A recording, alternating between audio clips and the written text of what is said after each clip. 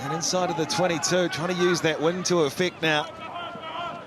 The red and black stain Ebed, lovely to evade. The defence gets the ball back from Banks. Lovely little 1-2. Kate Banks in open space. Can he link up for Tongi Apaya? Outstanding run downfield from Harbour. Now Bryn Hawlins to give this some wind. Stevenson passing off Moses Leo. Will he get four? Pops the ball back on the inside. And Jet Melbourne scores an absolute beauty. Does well. Pass before contact, they stay in support, head in field. What happens from here? The big players, the big numbers. Paya takes contact, and then the option taking from here. Shifted out wide. Nice work so far. Anisi Stevenson puts on the afterburners. Then Leo, he rolls it back inside, and Melbourne.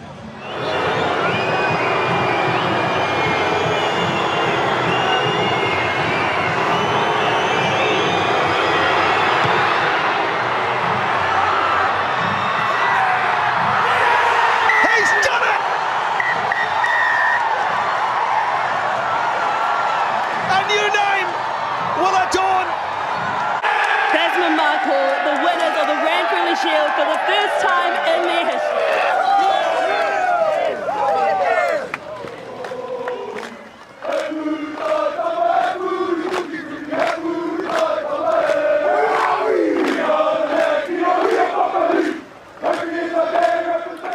Right, we're well into the month of October now. We've had the last round of scheduled NPC games.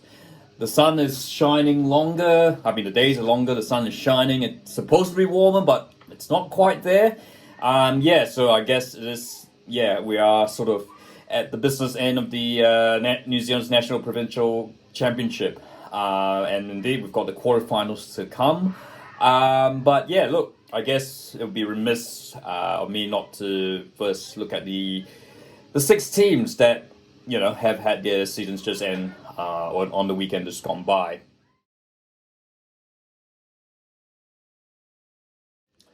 So we'll start off with Manawatu, who, I guess, are indisputably the worst team. They finished 14th. We're kind of rock bottom, I guess, with 10 points. That's a quarter of the points Wellington ended up with. But there were certainly. There were certainly deficiencies, certainly in the men's team, but put it the men's turbos.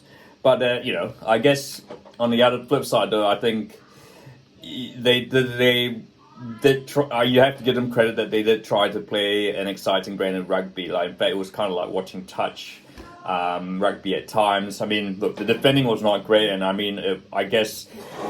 They did start to express themselves once. It was kind of like, we're going to finish last. We're not going to be near the playoffs, so why not enjoy it? And look, certainly they gave Taranaki a bit of a scare. Got a deserved win against Southland in Palmy. But yeah, look, Manawatu, Manawatu continues to develop talent. It is evident it's there. Look, you look at the Manawatu Cyclones women's team and how good they were in the championship. So good that I think they might very well have made the premiership final if they were playing in that competition. But yeah, so there is definitely talent out there. But for some reason, for the Turbos, it's just not happening. But yeah, look, nevertheless, there is a lot of promise, and I think hopefully next season to really just don't finish bottom.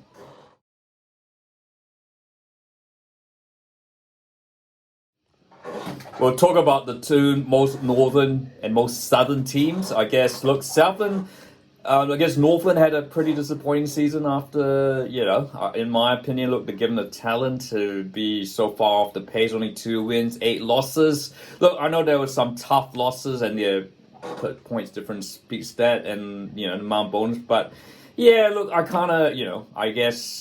I think it kind of feels like they've regressed. I know they've lost the Goodhue brothers to overseas as Vivek, but there is, I guess, a lot of the players that played in the Blues. So I was kind of expecting a bit more from the Taniwha. So it'll be interesting to see what happens in the off season. Southland, though, tracking on the right way up, I think.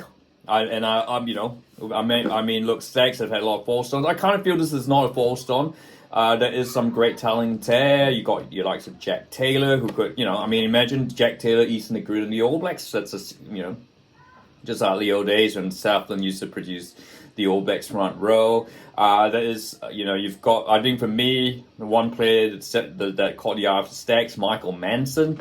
He is in the wider training squad for Super Rugby teams. It'd be interesting. Yeah, I think he's one who deserves a bit more time in Super Rugby. He's got some pace. He's played in the US and Major League Rugby. So lots of talent in Southland, and certainly the recruit they are. I know they got Sevu Reece to play for them, to sign for Southland, even though he didn't play for them. But it sort of feels like the Stags are heading up the right direction.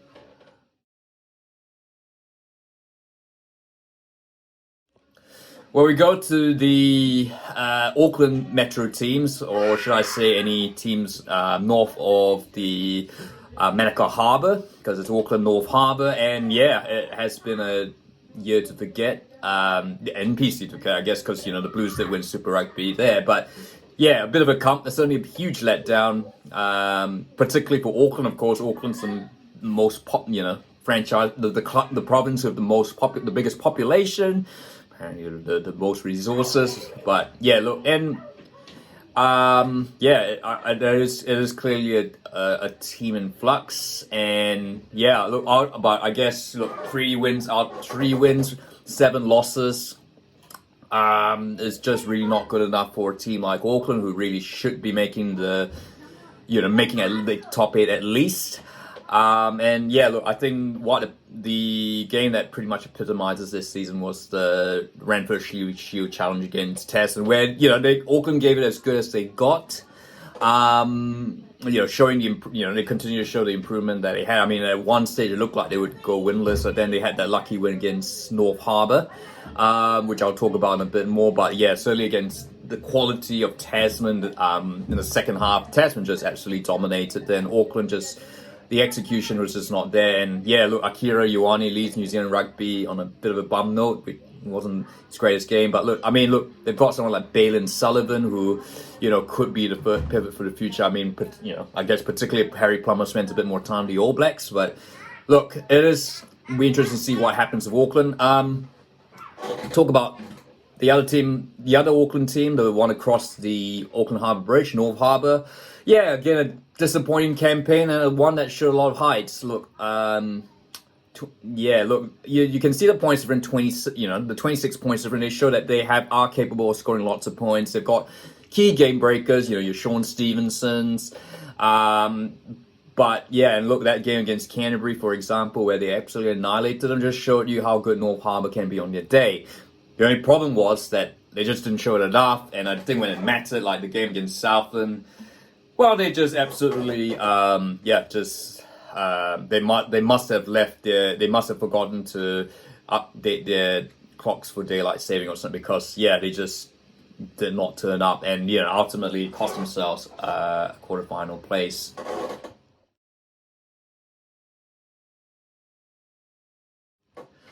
Got a bit of talk about my team, Otago, the Razorbacks, the Blue and Golds. Look, I think five wins, 5 losses.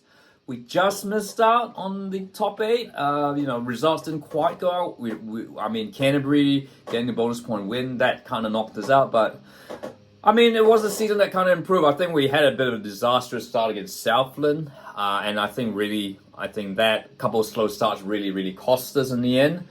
But yeah, look, I think, it's ongoing improvement. Look, is Tom Donnelly the man to lead Otago? It remains to be seen. Ben Smith is developing as a coach, but it's a young. We keep saying Otago's a young team.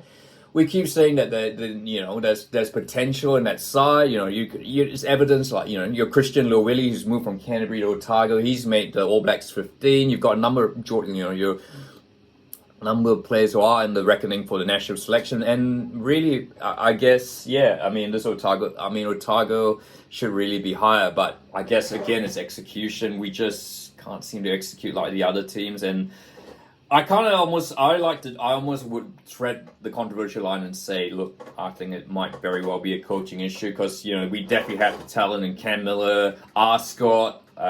You've got so many good players. And Finn Hurley, who, certainly lit up Super Rugby last season, continues great form. So, yeah, look, it is. I kind of feel like I keep repeating myself with Otago, but yeah, that's just the way it is. I think, but I think certainly, look, from the start, the poor start we made against Southland in that derby to get to this point, I think, it is a really credible achievement. But yeah, I guess could we have achieved more?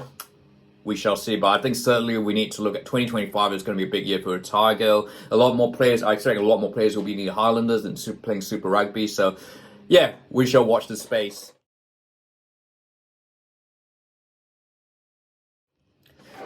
So we got to talk about the quarterfinals. So the first one's number one Wellington. They finished top of the table because of a better head-to-head record against Taranaki. They host Counties Manukau, who are probably the form province. They started 0-4, won 5 of their last 6 games, and finished 8th. And Counties, of course, trashed Wellington back in Pukekohe. So it'll be interesting to see how Wellington reacts. Counties feel like they are the team on fire. They've got like All Blacks back, like Dalton Papali'i. Of course, you've got Hoskins Satutu, who's been really in form and really gets into the All Blacks 15. I think this is going to be a close one. I just feel Wellington might just about have learned from their experience in Pukekohe. They'll be fired up and they'll be wanting to show that, this Counties team is not one to be taken. They'll be at home, and while there won't be much of a crowd on Friday night, but I think Wellington would just about take this. Then you move to the 2 games on Saturday. You got a Saturday afternoon game at Tauranga Domain. Bay of Plenty versus Hawke's Bay. Yes, it is the Battle of the Bays, and the one and only one this season, because they didn't play each other in the regular season. Look, Hawke's Bay, since there's been much talked about Hawke's Bay, have not been the same side since they lost the Shield. Lots of injuries, they've been beset by lots of injuries. There's a lot of young players. They have started to get a lot of those players back, but I kind of feel that Bay of Plenty just look like Bay of Plenty look like one of the top teams at the moment, and certainly in Tauranga Domain they've really formed a bit of a fortress there. I kind of feel this could very well be Bay of Plenty's year. I think Hawke's Bay have kind of just run out of steam. And they'll probably I don't think they'll be getting much of that from the Steamers. So I'm going to go Bay of Plenty with a comfortable win over Hawke's Bay. That's the 2:05 p.m. game. Then at night in New Plymouth at Yarrow Stadium, Taranaki versus Waikato. This is another local derby, by the way, because of course there's a Chiefs derby as well, because Taranaki is now part of the Taranaki iwi own the Chiefs.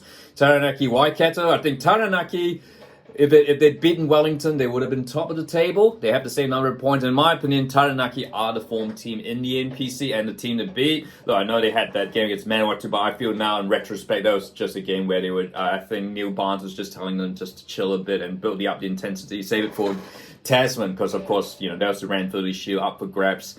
And Taranaki while Taranaki will have to, in order to defend their championship, they will probably end up having to play in Wellington, go play away from home after this.